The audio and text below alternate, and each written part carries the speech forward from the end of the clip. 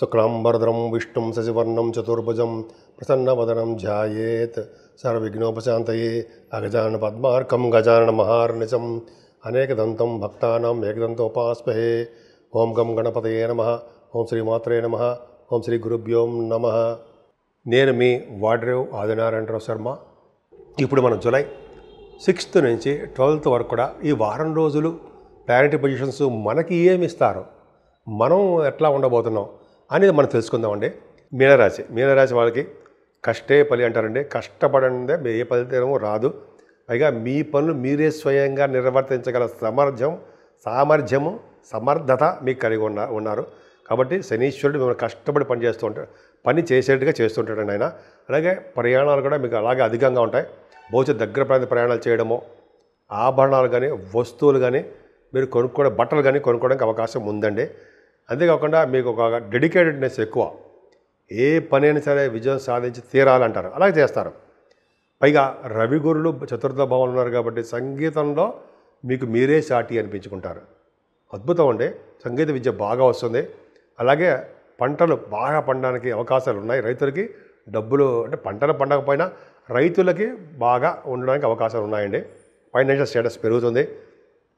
చదువులో ఎటువంటి ఆటంకాలు లేకుండా మీ తల్లిగారిక ప్రేమాభిమానాలు పొందుతూ హాయిగా ప్రశాంతంగా ఉంటారు. పైగా చతుర్థ భావంలో గురువు ఉన్నారంటే బంగారు ఆభరణాలు చేయించుకోవడానికి అవకాశాలు ఉన్నాయండి. లేకపోలేదు, బంగారు ఆభరణాలు చేసుకోవడానికి అవకాశం ఉంది. పంచమంలో బుధుడు కర్కాటక రాశిలో ఉన్నాడంటే ఆడపిల్ల కలగడానికి అవకాశం ఉంది. అంటే జనరల్గా ఆ లక్ష్మీదేవి ఇంట్లో పడడానికి అవకాశం ఉంది. అంతేకాదండి, పంచమ భావంలో బుధుడు ఉన్నాడు కాబట్టి సినిమా రంగంలోనూ కళారంగంలోనూ నృత్య కళాకారులకి అంటే డ్యాన్స్ కంపోజ్ చేస్తుంటారు వాళ్ళకి, తర్వాత వాయిద్య కళాకారులకి, మ్యూజిక్ డైరెక్టర్స్కి, అలాగే సినిమా రంగంలో టెలివిజన్ రంగంలో ఉన్నటువంటి యాక్ట్ చేసే వాళ్ళందరూ కూడా బుధుడు చాలా అద్భుతం ఫలితాలు ఇస్తాడండి. అద్భుతం. పైగా మంచి మంచి డ్రెస్సులు ఆభరణాలు కొనుక్కునే చేస్తూ ఉంటాడు ఆయన, పంచమ బుధుడు. అలాగే బుధుడు వల్ల స్టాక్ మార్కెట్లలో బిజినెస్లో బాగా డబ్బులు సంపాదించడానికి అవకాశాలు బాగున్నాయండి. స్టాక్ మార్కెట్, షేర్ మార్కెట్ అంటాం. అన్నిటికంటే మించిది అంటే కుజుడు 6వ భావంలో కేతుతో కలిసి సమానం, కేతుతో ఉన్నాడు. అంటే కేతు ఉండడం వల్ల మీరు రియల్ ఎస్టేట్ రంగంలో భూములు, అపార్ట్మెంట్స్, బిజినెస్లు ఉన్నారనుకోండి, అవి అమ్ముడిపోతుంటాయి.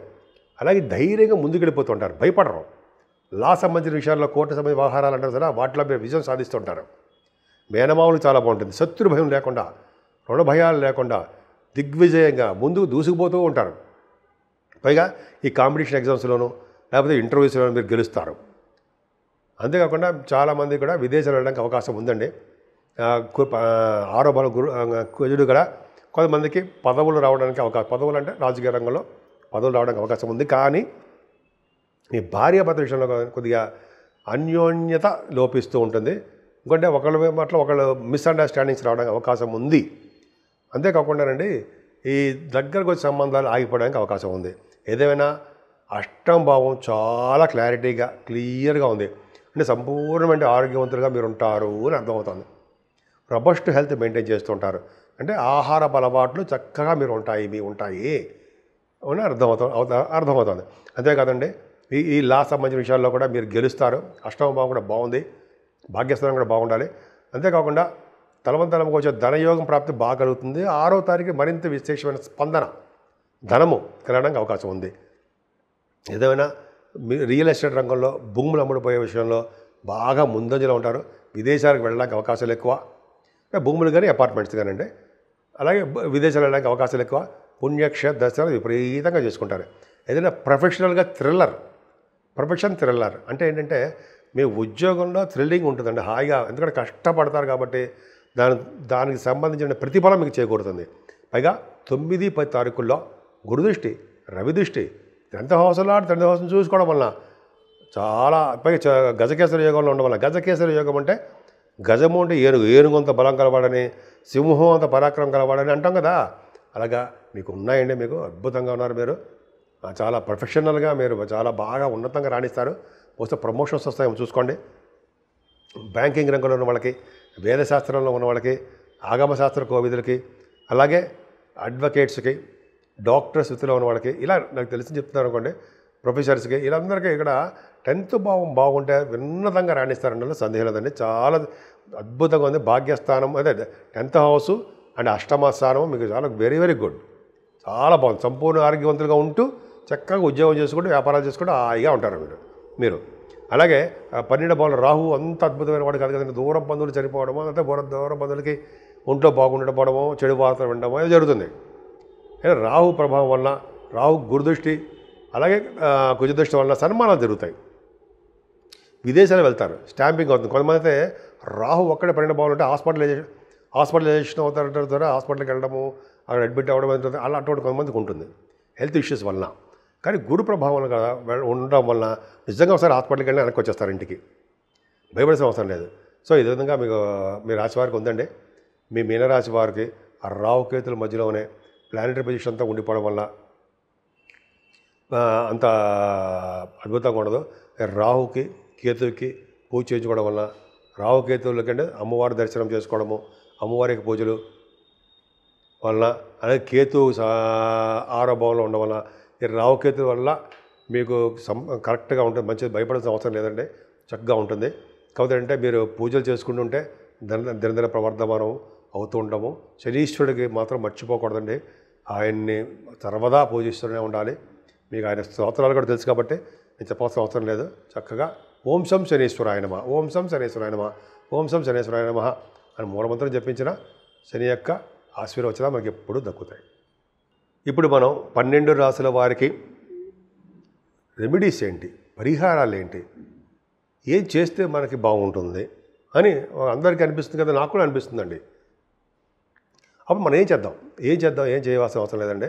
ఎందుకంటే ముఖ్యంగా ఈ వారం రోజులు కూడా రాహుకేతుల మధ్యలో ప్లానెట్స్ అంటే గ్రహాలన్నీ ఉండిపోయాయి, ఎక్సెప్ట్ చంద్రుడు బయటకు వచ్చేస్తుంటాడు. ఉండిపోవడం వల్ల ఎప్పుడూ కూడా రాహు దగ్గర నుంచి సవ్యకాల సర్పదోషంలో ఉన్నాయి ప్లానెటరీ పొజిషన్స్ అంతా. అదే ముఖ్యంగా అమ్మవారి యొక్క దర్శనం చేసుకోవడము, అమ్మవారి యొక్క కళ్యాణాలు చేయించుకోవడము, అలాగే పౌర్ణమి పూట కానీ లేకపోతే అమావాస్య పూట కానీ చండీ హోమాలు అండి, చండీ హోమం చేయించుకుంటే అమ్మవారికి ఆశీస్సులు ఖచ్చితంగా ఉంటాయి. రాహువులో వచ్చే దోషాలు పరిహారం అయి తీరుతాయి కూడా. అదొక పాయింట్. రెండో పాయింట్ ఏంటంటే కేతువు సింహరాశిలో కుజుడితో కలిసి ఉన్నాడు, సర్పదోషం. ముగ్గురు అలాగే ఉన్నారు. ముగ్గురు అంటే రాహువు, కేతువు, కుజుడు కూడా. ఇలా కుజకేతువులు సింహరాశిలో ఉన్న వాళ్ళకి అంటే మంచిదే, కానీ చిన్నపాటి దోషం కూడా. కాబట్టి మనం కేతువు కంట్రోల్కి రావాలంటే గణపతి ఆరాధన, నిత్యము గణపతి పూజించడం. కొంతమంది అయితే లక్ష్మీ గణపతి హోమం చేసుకుంటారు, అది పవర్. అయితే లక్ష్మీ గణపతిని పూజిస్తారు, అదొక అద్భుతం. అయితే గణపతిని ఆరాధన చేసుకుంటూ పౌర్ణమి పూట ఆరాధన చేసుకుంటూ మీ పేరున పూజలు చేసుకుంటూ ఉంటూ స్వామివారికి గరికి సమర్పించుకుంటూ ఉంటే ఇంకా చెప్పాల్సిన పనే లేదండి. పైగా కుజుడు కూడా ప్రభావం మీకు ఉంది కాబట్టి సుబ్రహ్మణ్య స్వామి ఆరాధన కూడా చేసుకుంటూ ఉంటే అద్భుతమైన ఫలితాలు ఉంటాయి. ముఖ్యంగా శనీశ్వరుడి యొక్క దోషం కూడా మీ మీద ఉందండి, మీ రాశి వారికి ఉంది. కాబట్టి శనీశ్వరుని ఎప్పుడు వదలకూడదు, తైలాభిషేకాలు చేసుకుంటూనే ఉండాలి. అలాగే ఆయన స్వామివారి చుట్టూ ప్రదక్షిణ చేస్తూ, అలాగే అక్కడ మీకు పూజ చేయించినటువంటి బ్రాహ్మణ వారికి దక్షిణ ఇస్తూ ప్రదక్షిణ చేస్తూ మీరు అలా ఉంటే చక్కని ఫలితాలు మీకు వచ్చి తీరుతాయండి, అందరూ డౌటే లేదు. పక్కనే ఆంజనేయ స్వామి వారు ఉంటారు. ఆంజనేయ స్వామి వారు కూడా తమలపాకులతో పూజించడం వల్ల, ఆయన్ని సింధూరంతో సమర్పించడం వల్ల, అలాగే స్వామివారికి అప్పాలు సమర్పించడం వల్ల, అలాగే చేసుకుంటుండడం వల్ల శనీశ్వరులో వచ్చే దోషాలు చాలా మటు పరిహారం అవుతాయి. అంతేకాదండి, మెయిన్ ఇంపార్టెంట్ అంటే శివాభిషేకాలు. శివాభిషేకం మన అందరికీ కుదరదు కదండి. కానీ శివుడి దగ్గరికి వెళ్ళినా, గుడికి వెళ్ళినా శివుడికి మల్లెపూల మాల సమర్పించడము.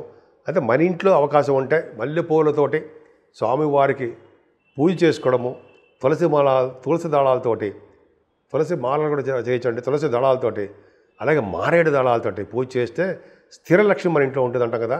అలాగే ఈ గ్రహాల వల్ల వచ్చే దోషాలు కూడా చాలా పరిహారం అయ్యి సకల కార్యాలు సిద్ధిస్తాయండి.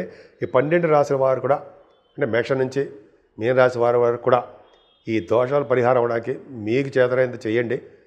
జనరల్గా పరిహారాలన్నీ చాలా పరిహారాల వల్ల మీ దోషాలు కూడా చాలా కంట్రోల్ అయిపోతాయి. సో మీ అందరికీ చాలా బాగుండాలని, ఆయురారోగ్యాలతో ఉండాలని, మీరు ప్రతి పనిలోనూ ముందంజలో ఉంటూ స్పీడ్గా ఉంటూ చక్కగా రాణించాలని, రాణిస్తారని కూడా నేను మనస్ఫూర్తిగా కోరుకుంటున్నాను.